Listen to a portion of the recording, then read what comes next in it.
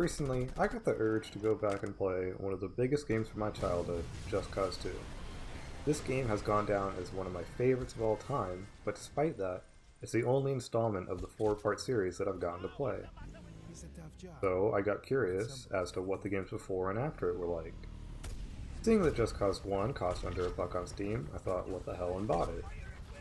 And after about 2 hours of playing, two things were blatantly clear.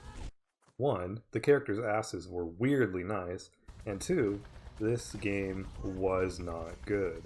I'd go as far to say it's awful. So awful, it made me think, how could it be possible that a game I love so much could be a descendant of such a piece of crap? Both games boil down to role-playing as the CIA, toppling dictatorships in less fortunate countries, and shooting people. They both have a grappling hook, various weapons, and a large open world. At first glance, beyond the obvious graphical differences, they look the same. But from what I could tell, the main reason for such a huge difference in quality comes from the differences in the open worlds. Just Cause 2's world is a million times more fun to be in, and the first reason for that is the movement.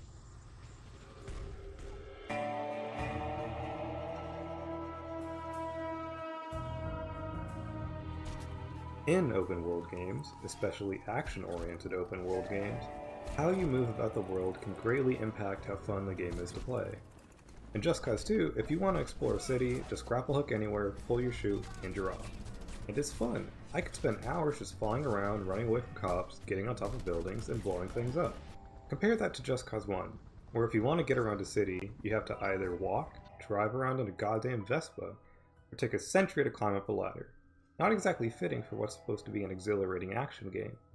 Now it's possible that I simply have the IQ on par with that of a games journalist, but I could not, for the life of me, even come close to using the grappling hook in any meaningful way.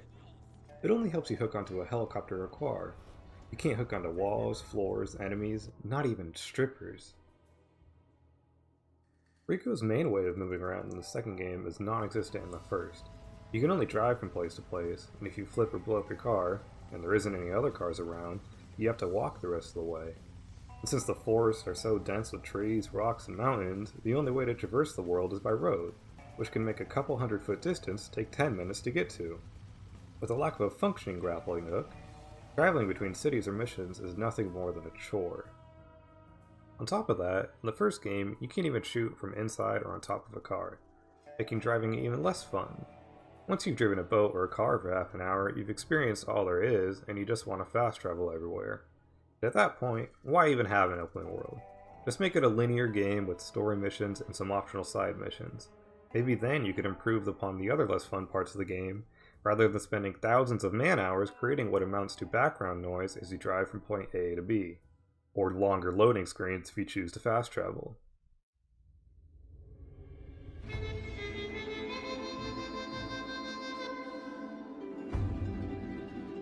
While having a mobile character can make exploring a game fun, even if you don't make the player feel like Spider-Man, an open world can still be made fun to traverse. One way of doing so is by filling the game with content, or by giving the player the tools to make their own fun. Just Cause 1's open world has nothing worth doing between story and side missions. Nothing but simple races, useless collectibles, more on those later, and the occasional radio tower to blow up. And it's not like it's super hard to add something to fill the gaps between missions. In Just Cause 2, really the only thing they added was a ton of stuff to blow up, but they take blowing things up and expand upon it so much that it ends up carrying the game. There's something like 360 locations in the game, such as military bases, airports, villages, and more. And each and every one has stuff to collect, blow up, and kill. You can destroy radio stations, rockets, green energy, even a poor village's water supply. Exploring the world in 2 is fun, unlike that of the first game, because there's more to do than look at one shade of green as you drive by. The difficulty in the first game is non-existent, so killing enemies is once again nothing more than a chore. Enemies will just slow down your car and annoy you to the point of stopping so you can take care of them in a few seconds, get back in the car, rinse and repeat. The second thing I mentioned for developers to improve their game is give the players the tools to make their own fun.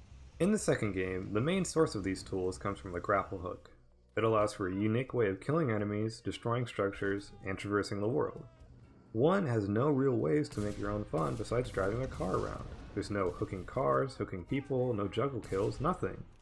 When developers give these tools to players, it takes the work of creating a fun, scripted experience out of their hands, and makes the players do the work of making their own fun.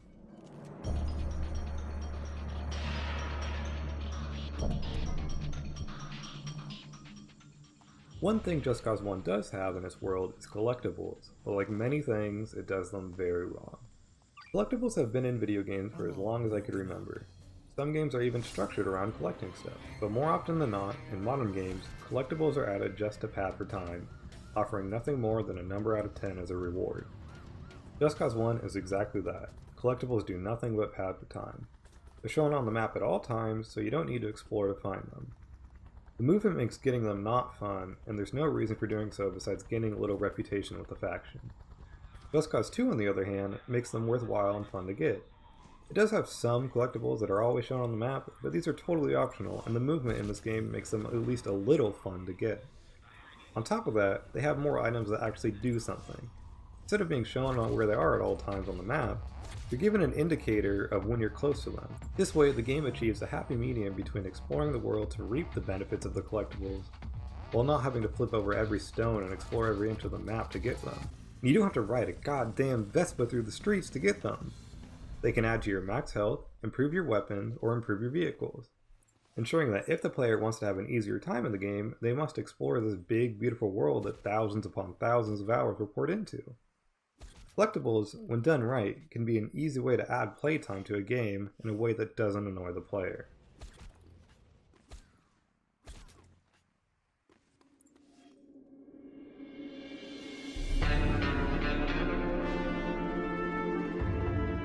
Now, this example isn't exactly a fair comparison due to the fact that these games came out 5 years apart. The tech for creating a photorealistic game just wasn't there in 2006. But I do think it's important to acknowledge how games can improve throughout the years by technical improvements, and some other ways that open worlds can be made more appealing. Graphics have improved tremendously over the past couple of decades, and despite that, graphics are often ignored when it comes to grading a game. Now, I agree that if a game sucks, but the graphics are amazing, then the game still sucks. But with a great game, great graphics can improve so much upon the player's experience. While graphics shouldn't be a focus, the team has the manpower to create a beautiful game after they've created a solid gameplay loop with polished mechanics. By all means, they should do everything they can to make the game as beautiful as possible. If you're going to spend 20+ hours in a game's world, if it's ugly, or the same everywhere you go, the player isn't going to enjoy it as much as if it were pretty. Now the comparison. Just Cause 1 is not a pretty game. I know it's old, but in 2006, there was plenty of better looking, also just superior in general, games. The game is nothing but roads cutting through the same green landscape with the occasional city and dirt road here and there. How hard would it be just to add some sand texture somewhere for a desert or a snow texture in the higher areas? Just by comparing the maps of the games, you can see the amount of variety in landscapes that the second game offers when compared to that of the first. Just Cause 2 is far from photorealistic, it reuses assets, the cities are similar, and the textures and models aren't exactly perfect, but it seems like there's a decent effort put into making the game look good, and there's more than just one biome to explore. If a developer can get the player to just stop playing for a moment and stare at the beautiful game they worked so hard on, they could make the player appreciate the game so much more.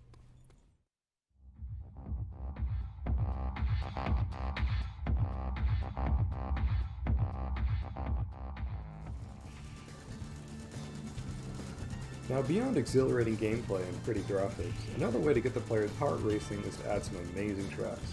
Once again, if the gameplay sucks, a John Williams tier soundtrack won't save it. And it's here that neither Just Cause 1 or 2 particularly outshines the other. Both have decent soundtracks with 1 or 2 bangers that I'll occasionally play. For example, despite hating the rest of the game, I actually enjoyed the first hour of Just Cause 1 during the on-rails auto-aiming shooting because I loved the song. And in the second game, the club music playing on the Mile High Club makes forcing strippers to fall 10,000 feet to their death just that much more satisfying. The game that excels in giving the player an amazing soundtrack to listen to is the Fallout franchise. Fallout New Vegas is possibly my favorite game of all time, and while Fallout 4 may not be as good as its desert counterpart, I enjoyed the game immensely while exploring the waste and blasting the radio. The action in these games is at best okay, the combat systems are basic, and they don't do anything exciting. But something about blowing raiders' heads off to Atom Bomb Baby or with Jingle Jangle Jingle in the background makes the action so much more enjoyable. These games are proof of how an amazing soundtrack can enhance the player's experience.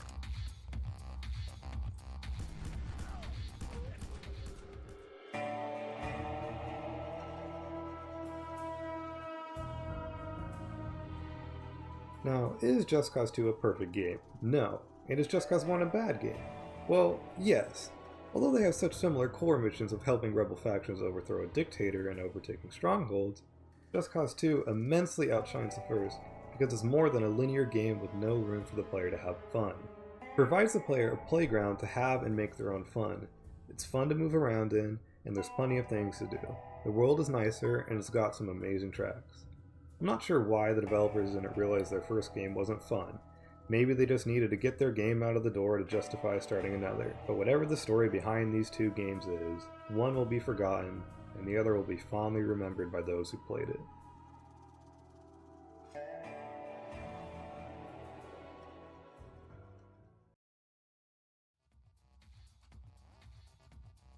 Hi, I'm Jared, and I'd like to take some time to thank you for watching this video. If you've made it this far, hopefully that means my video isn't complete shit. Being my first video, I'm sure I made some mistakes here and there, but I hope it doesn't greatly impact the message I was trying to convey. If you have any thoughts or criticism, please let me know below, so I can use that information to improve upon my future videos.